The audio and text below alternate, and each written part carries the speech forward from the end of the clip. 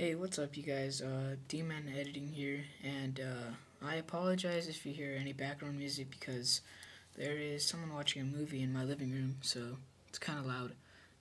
But I'm basically making this video today because one of my fans, they asked me how I like motion track my text on videos and stuff, and I'm here to show you. Um, Alright, so this is basically what we have right here. This is the first thing you see when you open Cinema 4D. I'll quit it right now just for you guys. You can also press Apple Cube, but since I'm already here, I'm just gonna do that. Alright, so yeah, so Cinema 4D, open that. Doesn't take that long. The first thing I usually do is check what size the images that you're gonna camera track or motion track. So you can press Apple I, but since I'm already here, just get info. So it says the dimension says that it's 1280 by 800 pixels. So that's exactly what we're gonna do in Cinema. And so we're gonna go to this little box right here, and then go to output, and then type that in. So 1280 times 800. So now we have like the exact amount of pixels in this box that we would have in the picture. So now what we do is yeah, there's the music, by the way, from the movie. So now what we do is you could just double click right here under the materials box. So double click and open up your material, take out specular, and get your picture. So here it is. You have to press those three dots right here to get your picture.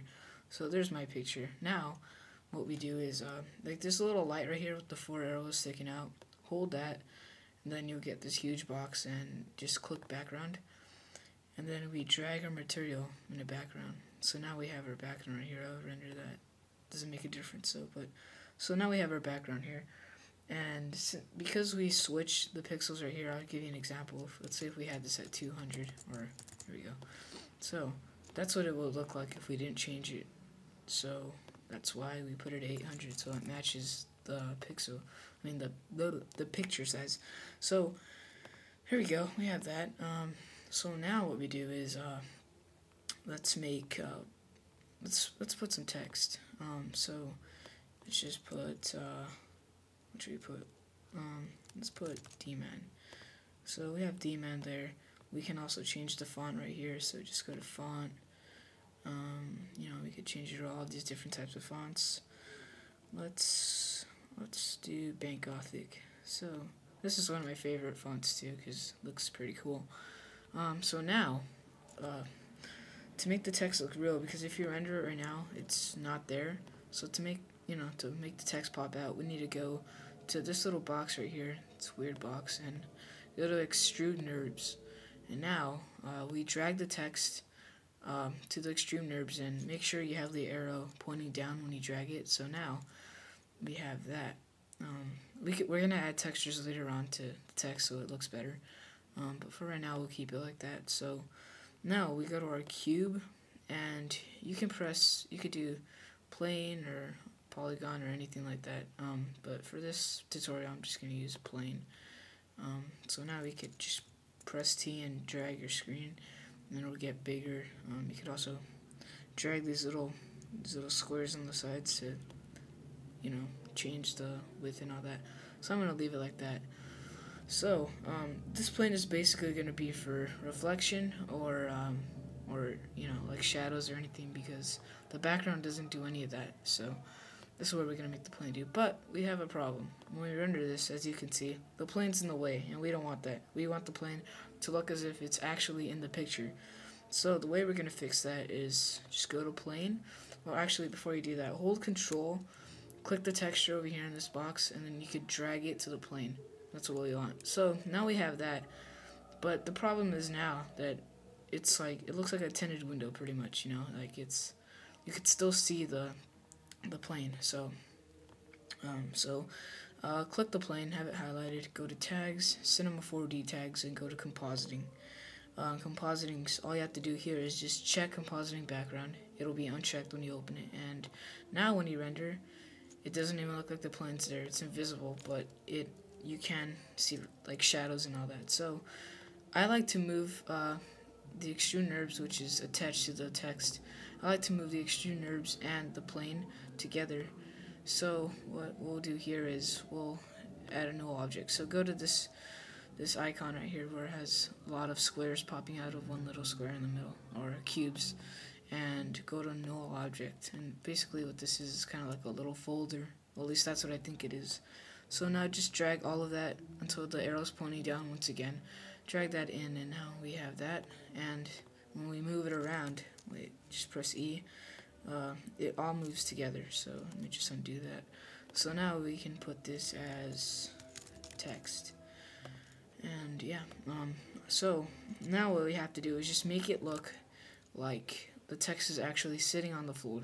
And the way we're going to do that is we're going to just, rotate it a little bit and just match your personal preferences, and just until you think it looks good. So I'm just going to keep playing around with it until I get it. So we're getting somewhere right now, and so that looks okay, but the reason why it still looks like it's floating is because we don't have shadows or any realistic looking lighting that'll make it look like it's part of the background or anything. So just add a shadow, and just click the shadow and go to visibility. You could either go to visibility or stay in general, and go to shadow and select shadow maps soft, and then you can have your shadow. And like you see right there, we have our shadow, but as you can see, we could also move the lighting so it matches where the sun might be. So like right there, but now we have another problem. Alright, so you see how the shadow right here it's pretty dark, and then the shadow over here is way too light. So, that means that this light is casting a darker shadow than this light. And actually, before we get into that, we're just gonna put the shadow going this way. And then, don't worry, we'll put a light in the front, so, yeah. So, you see how the shadows are darker than that one? The way we're gonna fix that is go to light, go to shadow, the shadow tab, and then change the density down. So it's at 100% right now. Now we could go to maybe 30, render that, and it looks a little too light, so try 45. And we're getting there. 60 looks just about right. So I guess we'll keep that. And just copy and paste this light, just Apple C, Apple V. If you have a PC, I'm not sure what the tricks are, but that's what it is for Mac if you have one. So now, since this light's going to be on the front, we don't want shadow, we just want it to look like it's part of the background. So we'll just go ahead and take that out, put none. And now the light is still way too intense, so let's bring this down. Like, just go to general intensity and bring it down maybe 70, something like that. And it looks a little bright. About 50 looks pretty good. Actually, we could drag this in the null object right now. Alright, let's put all of this in and close it. So now the light's moving with us, so it looks as if the shadow is staying there, and we could adjust it more, if that makes any sense at all. Right, so now what we're gonna do is, and this could be anything you guys were about to do right now. This isn't really part of the tutorial. So now we have that basically. So this is basically how you camera track. And if it was in a video, all you have to do is basically just keyframe it. So you can move it around, and keyframing is right here. So make sure you have this selected when you want to keyframe it, and you have to move the text the way the camera's moving, so it looks like it's still there. And there's programs for this, you guys, so it doesn't have to be this hard. But so make sure your timeline's at 0. Press the keyframe right here. It's a little key with the red circle around it. Press that, and you have your first keyframe. And now we could go to maybe 50. This isn't a video though, so if it was a video I would show you, but I don't have one. So now we can move it like over here. And everything that's in this null object, all of this you see right here is going to be moved. So at 50, let's keyframe it again, and now you'll see that it moves. Now another thing, usually when you're like in the game and you're spectating and you want the camera to track where you're moving around, it's usually going to be a linear path. And right now, as you can see, it starts off like slow and then it gets a little faster during the middle and then it gets slow again. So you could just drag this to 90. I could show you better. So it's slow right now, speeds up, and then it gets slow again. So the way we're going to fix that is we want it to be linear for like the majority of the time. So go to animation, in this little tab right here you see animation, and then right here is pretty much all the keyframes, so you could adjust it. And right now, as you can see, it's on spline. So click the first one at 0, and then hold shift and click the one, your other keyframe. And now we can change this to linear. And you're gonna have to keep changing this if you add new keyframes. I could show you that right now. So now everything's linear, so everything's gonna be moving the same speed. So if we add another keyframe, so let's say at 50 we want it to go up, then you'll see right now it's not linear anymore. Well, it might be hard to tell right now, but it's not. So now you see this keyframe right now, it's still spline, just change it to linear and you're all good. So every keyframe by default is on spline, and you could always fix that. So there we go. I'm just gonna delete these keyframes and because we don't need them. It's just a picture. So now what we're gonna do is make a texture for the text.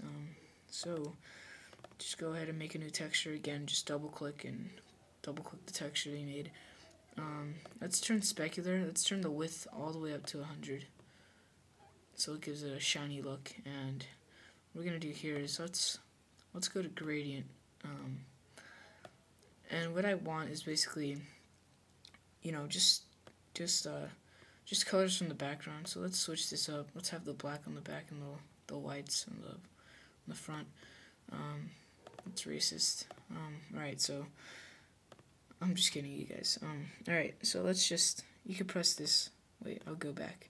So double click this white part right here, and then this window will pop up, and then just go to this white bar right here, and press the little microscope thing, whatever.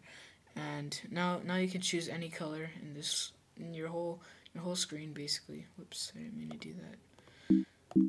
Why is it doing that? Okay, right, there we go. So yeah, so now let's just pick colors from the video. So we'll have like that tannish look a little bit. This would be for the front side of the text, and then right here let's have the backs be a little more darker. And alright, so let's pick something a little more darker, like something like that, and just bring the brightness up because I think that's a little too dark. This also might be a little too light, so let's go down like that. Alright, and as you can see, what it did here is it's light on the front and then it gets a lot darker in the back, which will cast a really cool effect. So now we drag the material into a text. We could either drag it on the text right here, or we could drag it over here. But actually, I don't want to do that because it's in our new object. So let's open up that new object. Just press the plus, and there's an extrude nerve. So we want to drag it on that, and bam! Now we have our text. So now it's looking a little more into the scene. Now let's make the shadows a little more intense. Let's put 70. Actually, it might be a little more. Okay, that's about right.